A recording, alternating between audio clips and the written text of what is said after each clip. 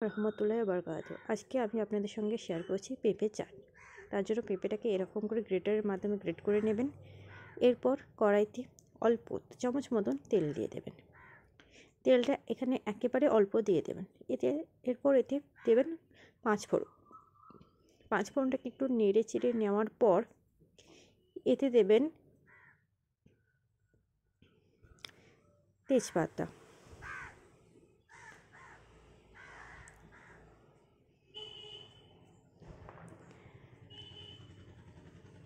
একটু হালকা করে নেড়ে চেড়ে নেওয়ার পর দেবেন দুটো তেজপাতা দিয়ে এটাকে আরও একটু নেড়ে চেড়ে নেবেন। তারপর গ্রেট করে আগে থেকে ধুয়ে রাখা পেঁপেগুলোকে দিয়ে দেবেন, দিয়ে ভালো করে এটাতে নাড়াচাড়া করে নেবেন।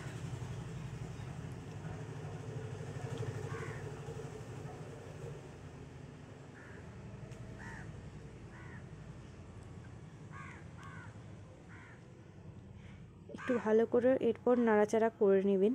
করে নেওয়ার পর এতে কিছুটা পরিমাণ জল দিয়ে দেবেন।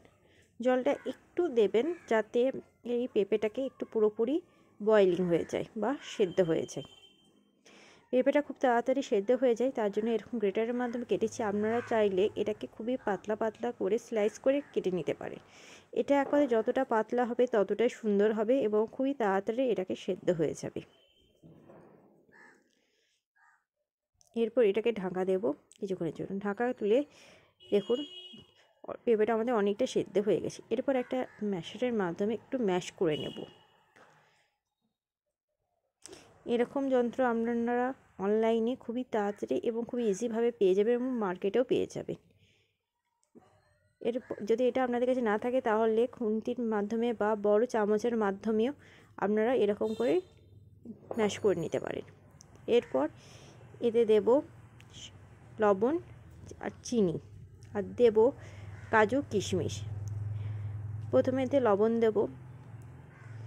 লবণ দেওয়ার পর এতে আমি ব্যবহার করব চিনি। আমরা যদি চান তাহলে এখানে চিনির পরিবর্তে মিছরিও আপনি ব্যবহার করতে পারেন, তবে চাটনিতে চিনি দেওয়াটাই ভালো। চিনিটা আপনারা আপনাদের আন্দাজ মতন দেবেন, যে যেরকম চাটনিতে মিষ্টি পছন্দ করেন সে সেরকম চিনি দেবেন। দিয়ে দেবেন গোটা 3টে এলাচটাকে ফাটিয়ে দেবেন। এরপর এতে দিয়ে দেবেন কাজু এবং কিশমিশ। যদি আপনারা কাজু কিশমিশকে অ্যাভয়েড করতে চান তাহলে অ্যাভয়েড করতে পারেন, কোনো অসুবিধা নেই।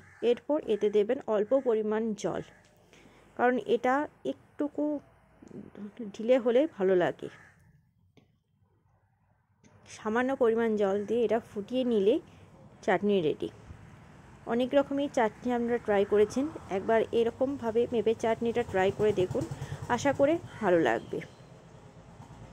চাটনিটা আমাদের পুরোপুরি রেডি হয়ে গেছে। যদি আপনাদের আজকের রেসিপিটা ভালো লেগে থাকে অবশ্যই লাইক, কমেন্ট, শেয়ার এবং চ্যানেলটিকে সাবস্ক্রাইব করতে ভুলবেন না।